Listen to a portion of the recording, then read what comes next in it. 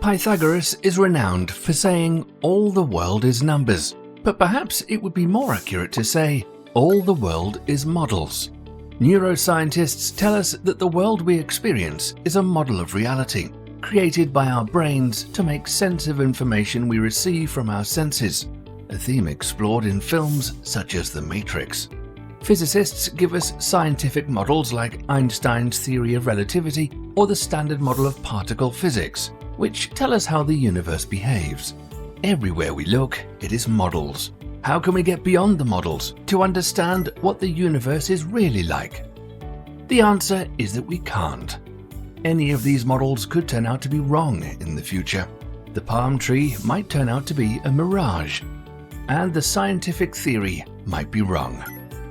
Finally, and here's the kicker, even if we did manage to find the right model of reality, we could never know that it was correct. What does this mean for the true nature of the universe? Most people think that behind the model created by our brains lie the real objects. Behind the image of the spoon lies the real spoon. But what makes this object a spoon? It is hard, bowl-shaped, and has a handle. These are all aspects of how the brain constructs this image for us. Without the brain to give it a form that we can understand, there is no spoon. It is not even clear that there are specific discrete objects that lie behind the things that we see. This concept of a real world, of real objects, is itself a model. What we realize is that the world, in the absence of how the brain models it, is devoid of all the properties that make it meaningful. It becomes a shadowy, mysterious thing that lies forever out of sight. And so, when it comes to deciding what is real and what can be said to exist, we can only be talking about the objects of our model. When it is not possible to see past the map is the only territory that can ever make sense.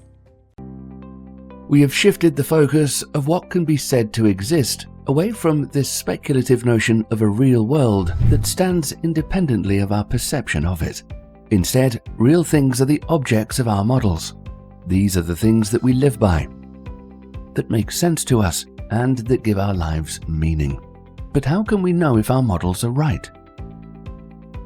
With no knowable reality to assess our model against, the only standard of correctness is a consideration of whether they produce sensible results. Are they consistent with our experiences, and do they allow us to live a harmonious life? Ultimately, each of us needs to find a way of making sense of our experiences in a way that works for us. In that sense, anything goes.